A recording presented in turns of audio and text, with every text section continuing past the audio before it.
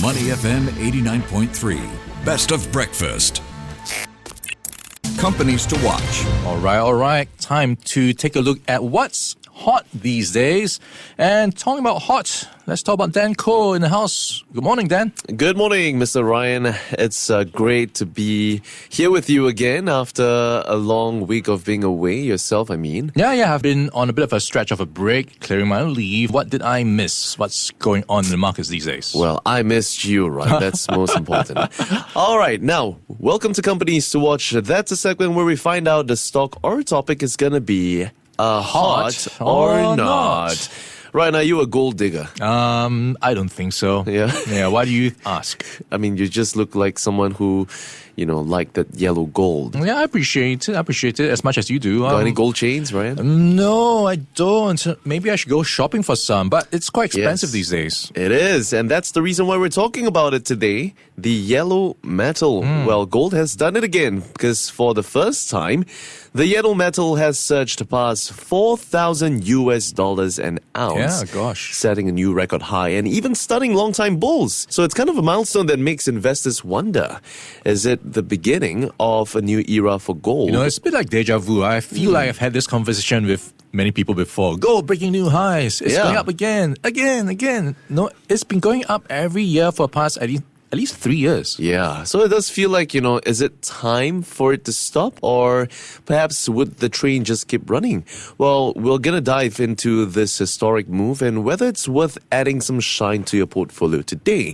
So yes, the precious metal has seen its biggest rally since the 1970s, rising by more than 25% since April and more than 50% just this year alone when President Donald Trump announced tariffs which have upset global trade. In September alone, Ryan, the prices of gold went up by 12%, marking the biggest monthly gain since 2011.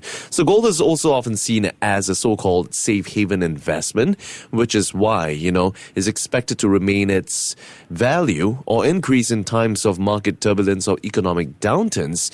Now, the prices of spot gold, that's the amount you receive if you sell the precious metal over the counter, that hit $4,000 for the first time on Wednesday morning in Asia. Gold futures, which serves as a gauge of market sentiment, that reached the same level on October 7th as well. So it does seem like, it's been driven by a cocktail of factors, including the expectations of interest rate cuts, ongoing political and economic uncertainty, solid central bank buying, and inflows into gold ETFs and a weak US dollar. It's really a new world right now when it comes to gold. I remember growing up, gold was just a boring asset. It would just go sideways. It would be flat for a long time. Yeah. But now you're talking about gains, at least this year, up at I think 50+%. That's outperforming the S&P 500, for example, which is up around 15%. Yeah. So gold is outperforming stock markets. So it is quite curious to see it getting so much traction. Yeah, and I think it points to signs as well. Signs that there still remains economic instability and the uncertainty within the markets, which is why many of them are turning towards these safe haven assets. So, more notably, the US government shutdown, which entered into its 7th day on October 7th and into its 9th day now, it was touted as one of the biggest driving factors of gold prices. So let's talk a little bit more about the factors that's been driving it up. Well, I just mentioned the government shutdown uncertainty. That's delaying official data, which forces investors to rely on secondary non-government data to gauge the timing and extent of the Fed rate cuts, which in turn clouds the Fed outlook. So that's a classic fuel for safe haven demand. Now, the second point that's driving prices would be rate cut bets and a softer dollar.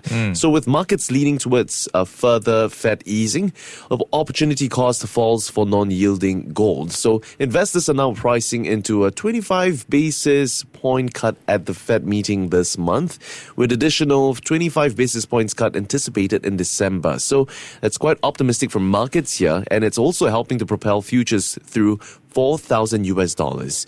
Central bank buying, that remains another factor as well. I mean, after all, it's been a key driver of the bullion's rally, flipping from net sellers to net buyers following the global financial crisis. ETF inflows returning also helped to fuel some of this rally that we're seeing. Investors rotating back into gold. After all, the World Gold Council reported that global physical-backed gold ETFs had recorded their largest monthly inflow in September that resulted in the strongest quarter on record of $26 billion. And according to analysts, the price surge may be the first sign of a shift among investors to make long-term allocation to precious metals in the same way that they would do for equities and bonds. So, Ryan, my question to you is, if you have to own maybe some asset of gold, would you own it in an ETF or would you own physical gold? Good question, right? So there are so many ways to play the gold game. If you buy physical gold, you've got to find a bathtub to hide it in or a big safe, So it comes if it's... Would you wear it out? Logistical challenges. I don't think you can wear that much gold as well. I mean, you look good with yellow. I mean, I can see the Pokemon lanyard on your... I won't dispute that, but otherwise, I would probably go for something more asset-light in that sense, like maybe an ETF, like paper or derivatives. Asset-light? Gold is pretty light as well. So probably an ETF, right. But then you have also the options of maybe a gold miner, like the proxy, the ecosystem plays as well. What will you do? Well, for me, I think I might own half. Some in ETFs and others in physical gold. Reason being is because I feel like I would lose a lot of the physical gold. I'll forget where I placed them. Under the couch, yeah, that might be an issue. But anyways, let's talk about the bull case and the bear case of gold. Well, the bull case for gold has to be the policy premium that we're seeing. After all, if the shutdown drags and Fed keeps tilting dovish, real yields can slip further. Of course, that being a tailwind for gold.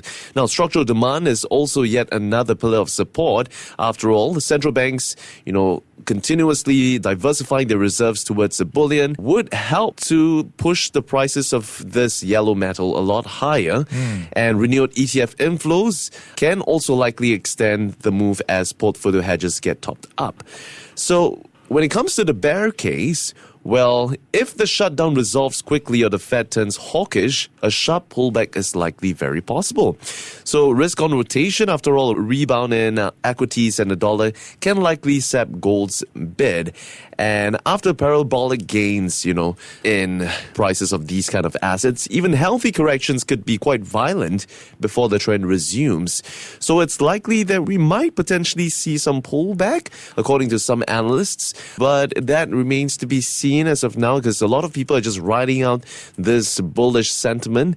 And it does seem like, gold prices are likely to remain at highs, at least until we see some structural changes within the political landscape. Okay. Let's look into the crystal ball. What are the experts saying? Well, we've got big-name investors saying that you should be leaning into gold. The latest is Bridgewater Associates founder Ray Dalio, who said at an event that investors should be allocating about 15% of their portfolio to the precious metal, citing its use as a source of downside protection. Now, on the other hand, we've got Goldman Sachs also saying that gold prices are forecasted to reach about $4,900 per ounce from their earlier $4,300 forecast, citing strong Western exchange traded fund inflows and likely central bank buying.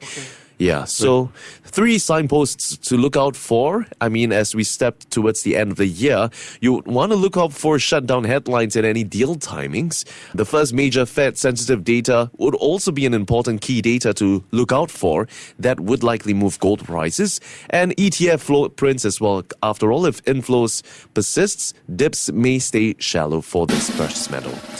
So verdict for today for the yellow metal has to be a heart for me, Ryan. All right, that's easy.